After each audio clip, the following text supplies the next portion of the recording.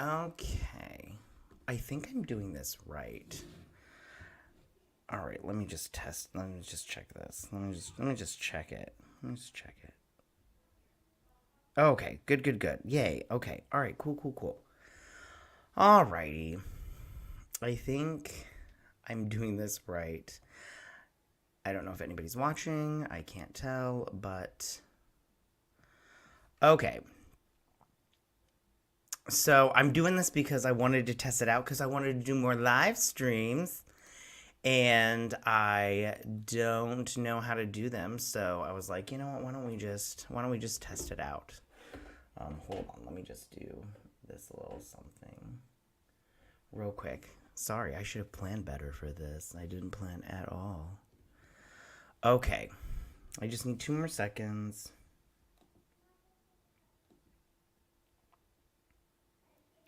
There we go.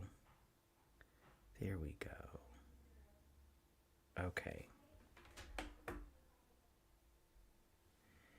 And then, here we go. Okay. Alrighty. I just need 2 more seconds. I am so unorganized. It's like ridiculous, which is not normal. There we go. Okay. Alrighty, there we go. Okay. Alright. Okay, so I wanted to talk about Superman Legacy because this is coming out, and I have to tell you right now, I'm excited for this movie. I think that James Gunn is I think James Gunn is talented. I personally like James Gunn. I think that he's a good director. I've liked everything that he's put out so far. Except for his trauma stuff. I have never seen that before. Unless I have and I don't remember it. But, and that is possible. But like I said, I do like James Gunn. I think he's doing a good job.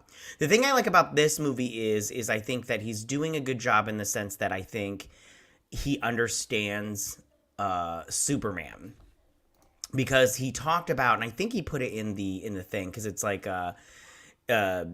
something about how kindness is rare these days, and I think that's so true when it comes to Superman. And I think also that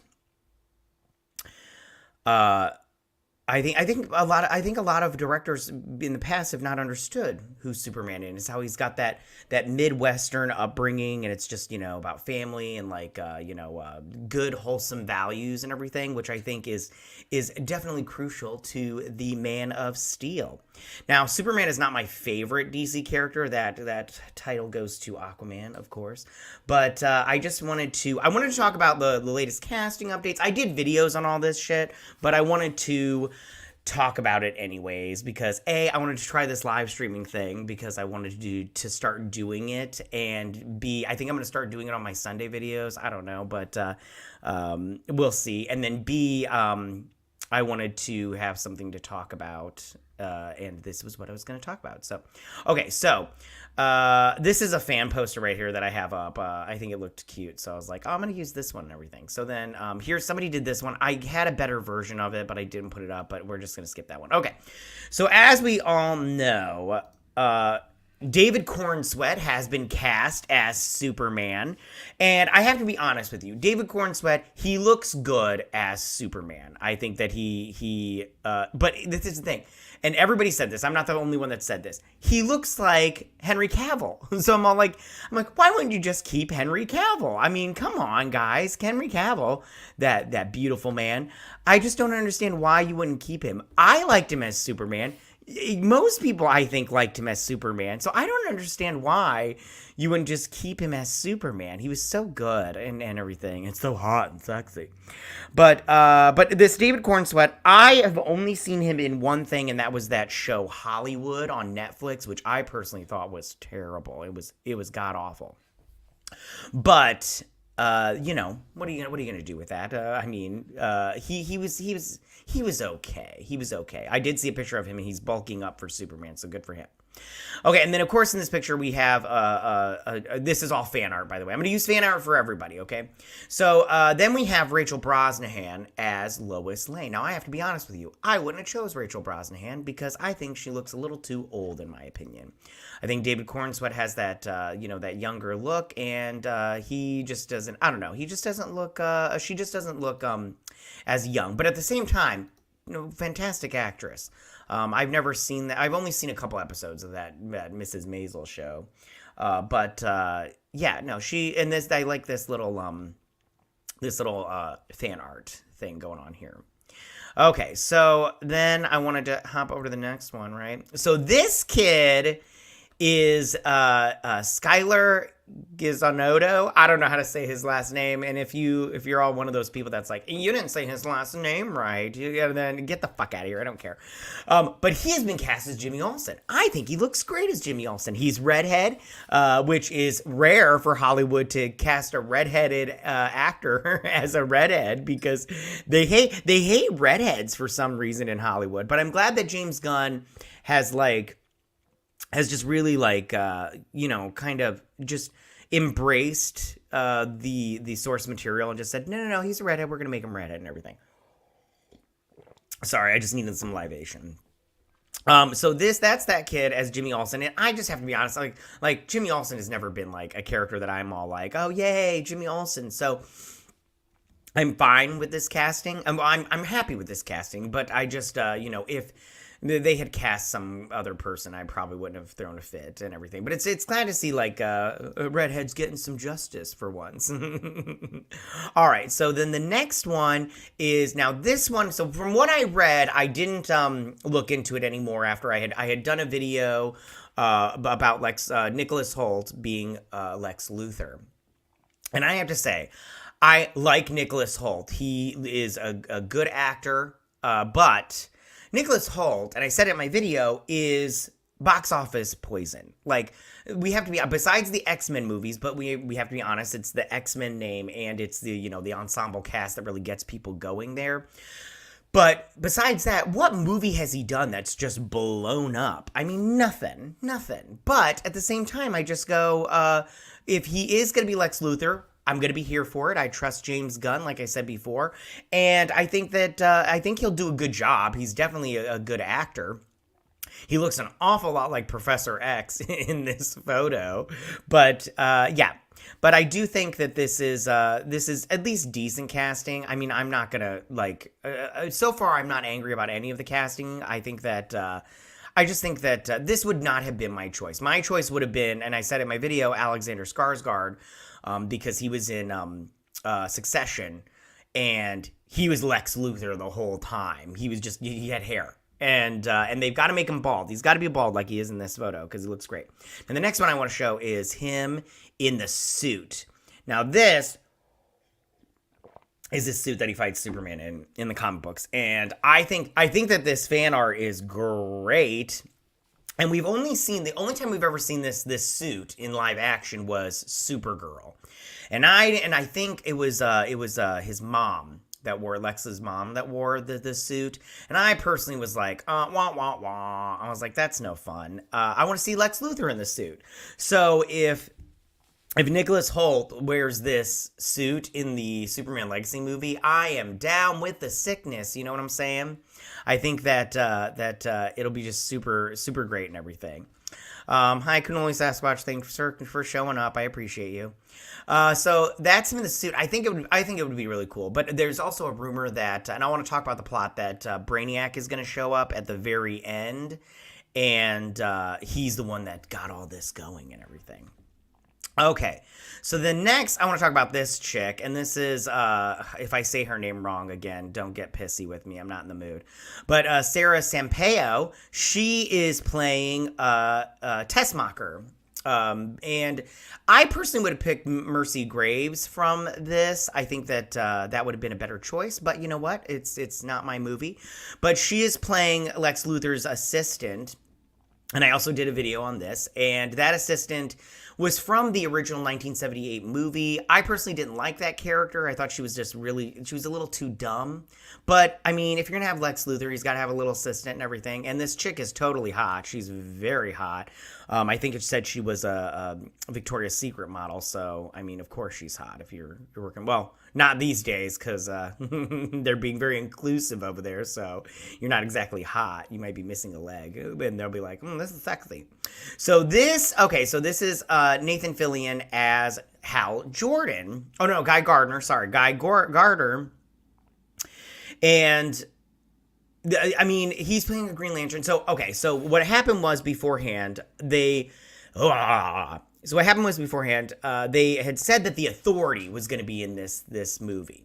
And James Gunn, I think, lied about that. He was trying to get everybody to think one thing, and then he was going to pull a little switcheroo on us. And I think that instead of being the Authority, it's just going to be the JSA, which I think is a good choice. And it goes to the plot, and we'll talk about that again. We'll talk about it in just a second. Let me get through all this casting stuff and everything. But I love Nathan Fillion, and I think Guy Gardner is the perfect Green Lantern for him, because Guy Gardner is all kind of goofy and everything. And I think that Nathan Fillion is very goofy also. So I think that he'd be great. Like when he was in Guardians of the Galaxy, I thought that he did a good job. Like that in Guardians Galaxy 3, he was definitely a highlight for me personally. He was very funny, and I always enjoy that. But I think this will be interesting to see the JLA or the JSA, sorry, in this movie. Okay, then we have, and I'm gonna say his name wrong, but Edi Gathegi. Yeah, whatever. And he's playing Mr. Terrific. Now, I love Mr. Terrific. This is a really good fan art of Mr. Terrific, but I love Mr. Terrific. He uses these little balls, and it's very technology-based, and I think it's going to be very cool, especially with the supposed villain of this movie, which I want to talk about. But I think this is great, and if you remember Edi Gathegi, I don't know how to say his last name, but he played... oh gosh, what was his name? In X-Men First Class, he played...